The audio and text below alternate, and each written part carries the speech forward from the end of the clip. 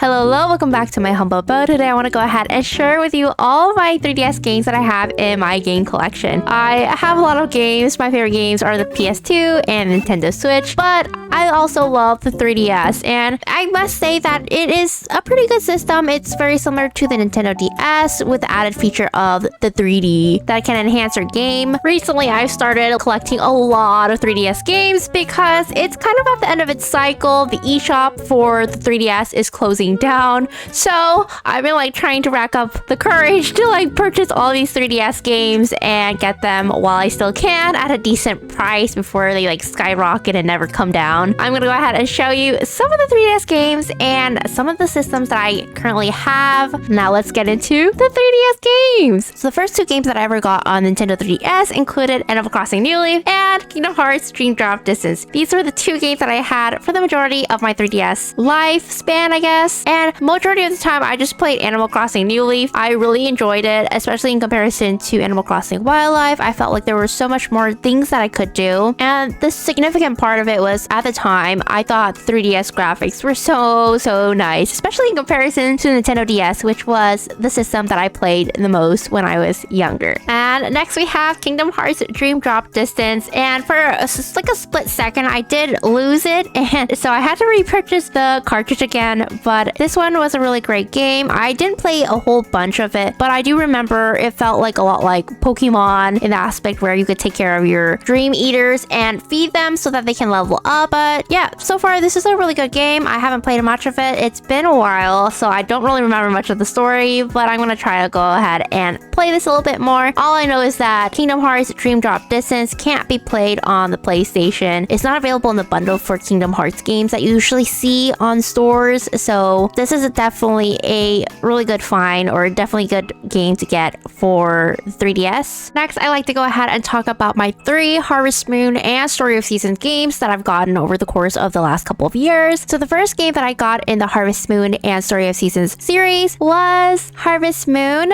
Tale of Two Towns, and this game I pretty much got it because it was a lot cheaper than Story of Seasons Trio Towns, but it has a very similar concept where they're two rivaling towns who absolutely hate each other's guts to the point that they collapse the tunnel that connect each other. So as a farmer, you can choose one of the two towns to live in Tale of Two Towns. So you can either live in the European style town or the Japanese style town and figure out a way to manage the connection between the two opposing towns. I got Tale of Two Towns pretty recently, so I haven't played much of it, but so far I think it's really cute. I think it's adorable, but I'm not really seeing as much content as I did with Harvest Moon DS. Maybe that's because I'm biased towards the Harvest Moon DS game, which was the first Harvest Moon game I ever played and which got me into the series overall. And I also played Rune Factory DS, and I just feel like this game just doesn't have as much content as those other games from previous series. But I think it's very cute and adorable, and maybe it will be more interesting as I continue to play it, but so far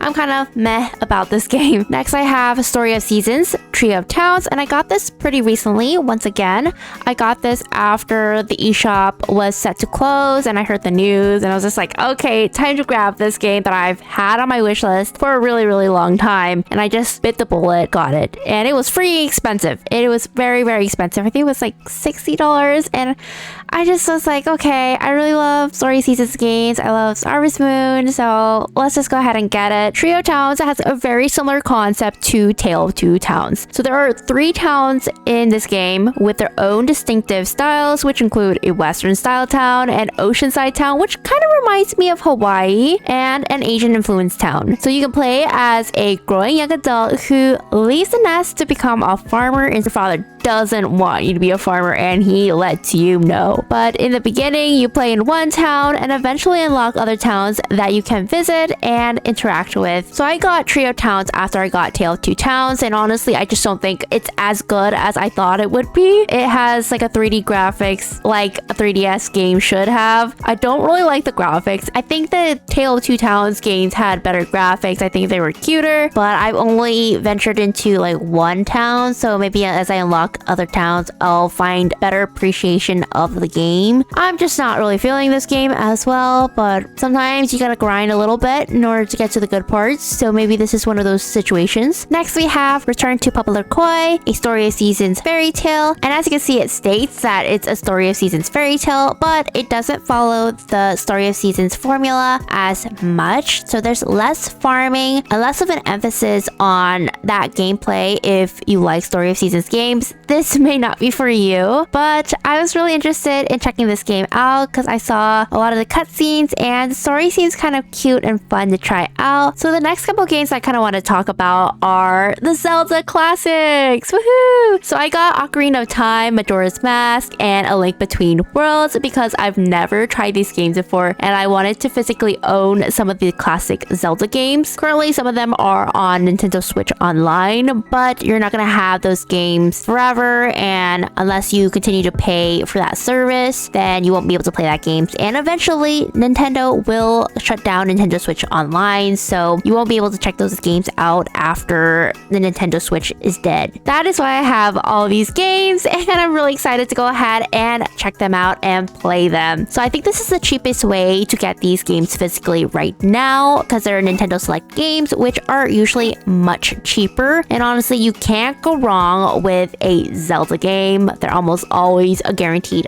good time. Next, we have Persona Q, Shadow of the Labyrinth, and this is a crossover between Persona 3 and Persona 4. So the developers for the Persona series collaborated with the Etrian Odyssey game developers in order to create this awesome game. And usually I don't really like strategy games, but I kind of wanted to try this out. So if you've ever played Etrian Odyssey, the gameplay is somewhat similar to that. I really enjoyed Persona 4 and the school setting as well as all the characters, so I'm just really interested in checking this game out and seeing how this gameplay would work. Next, I have Monster Hunter 3 Ultimate, and I got this game because I wanted to try out the Monster Hunter series because I've heard a lot about this series of games and people have gotten really addicted to this game, and I've heard that it was really good, but unfortunately it's just not my type of game. I really need a story that I can grapple onto, and this just has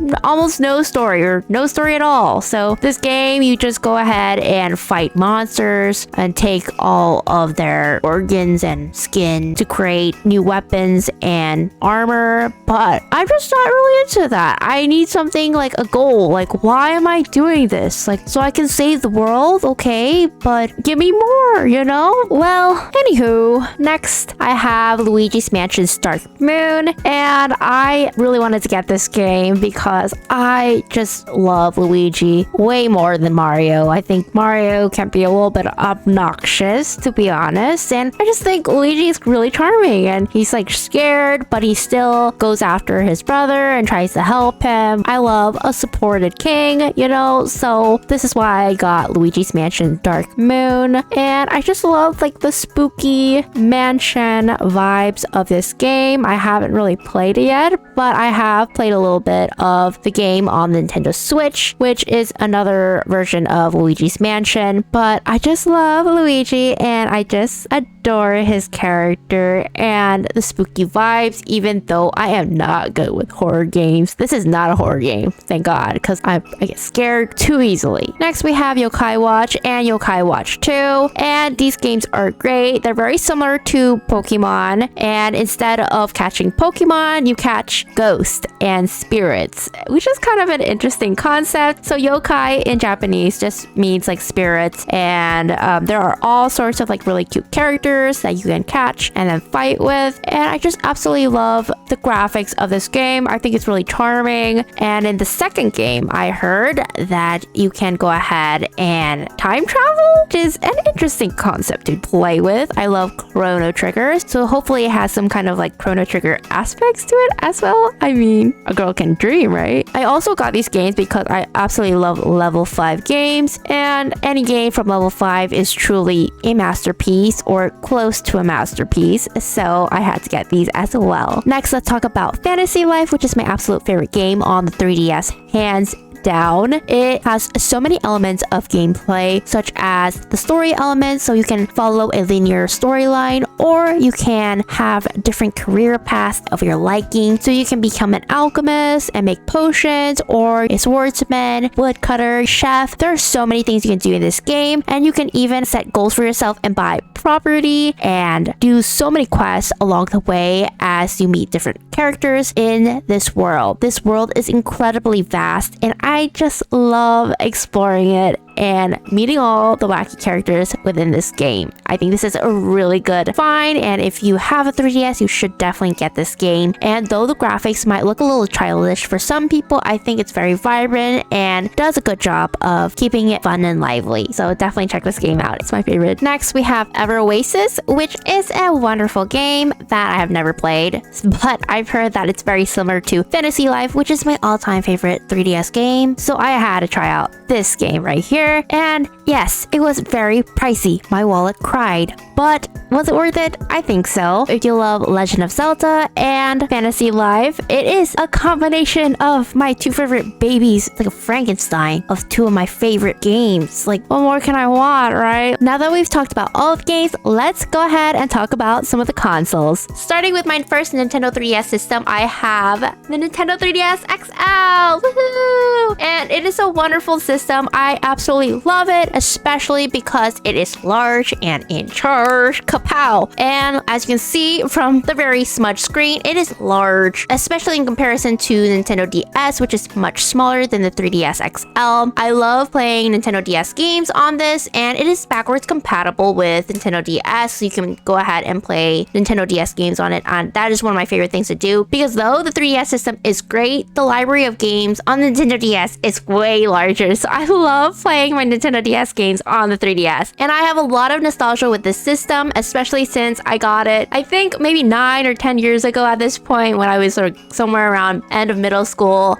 beginning of high school, a very turbulent time in my life, okay? And next, I have Nintendo 3DS XL, and I just recently got this, so I don't really have much to say about it just yet, except that it's beautiful. Like, gosh, that is gorgeous. Look at the screen. I'm gonna add some B-roll for the effect, so you can all see how gorgeous this is. But as you can see right here, it has kind of like a metallic sheen to it, and I think it's so beautiful in comparison to the Nintendo 3DS XL, which has more of like a matte kind of finish. As you can see here though, it does smudge quite easily, but it is worth it. I will wipe it down. It is fine. This is a Japanese Nintendo 3DS model, but I've heard that there's a way to configure the 3DS XL from a Japanese version to a PAL version or a European version, so we can go ahead and play European physical copies, because as you may or may not know, the 3DS is region locked. So that's why I have these two systems, and you know, for science, but look at maybe not so much for science, maybe just for the collection aspect of it.